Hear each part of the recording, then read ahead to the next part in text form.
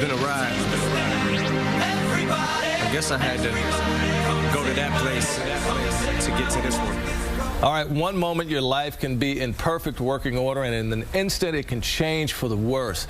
An entrepreneur, Ryan Blair, has lived with ups and downs and knows how to stay positive and make things happen. He's going to talk a little bit about how he did it and how you can do it too. Ryan, thanks again for being with us. Your book is titled Nothing to Lose, Everything to Gain.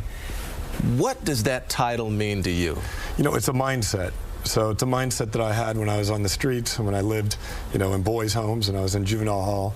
And the essence is when you have nothing to lose, you either are backed into a corner and you cower and you submit, or you fight your way out. And so I've been backed into a corner a few times, both when I was a kid, but then also in my professional career when I decided to become an entrepreneur.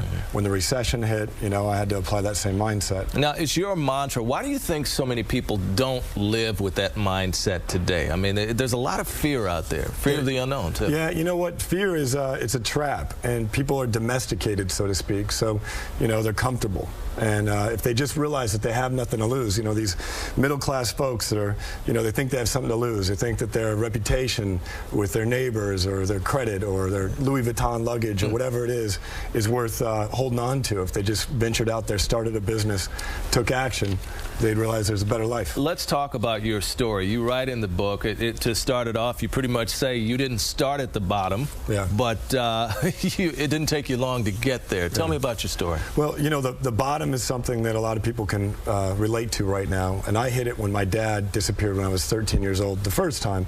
My mother was an alcoholic. In fact, she's on her deathbed now as a result of an injury related to her drinking issues. I never saw my dad again after I was 13, and my brothers and sisters all took the path of gang culture, and so I followed suit when I was 13 years old. So I knew what it was like to have nothing, no family, no parental support, no society, nothing. And as a result of that mindset, I was able to start a business with a lot of ambition and determination that other people just failed to see.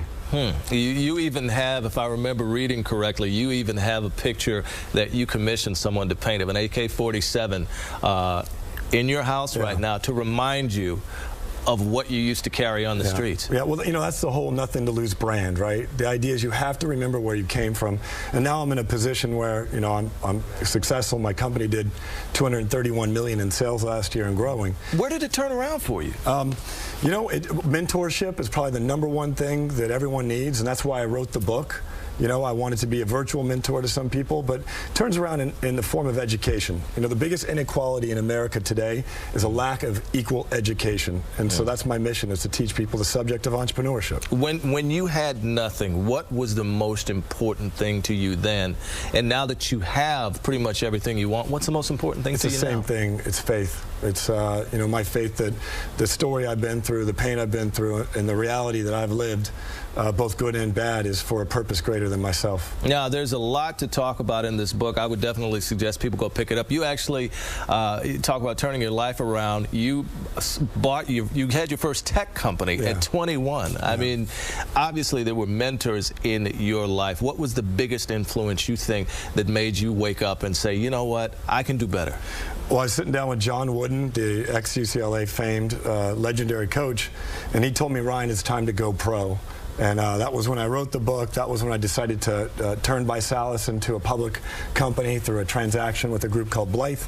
And it was just basically said, Ryan, it's time for you to raise your game. And so that's been my mantra, go pro, ever since. So that was probably the big turning point. Ryan, it's a great story, and I don't want to let you go without telling folks that you've never forgotten where you've come from.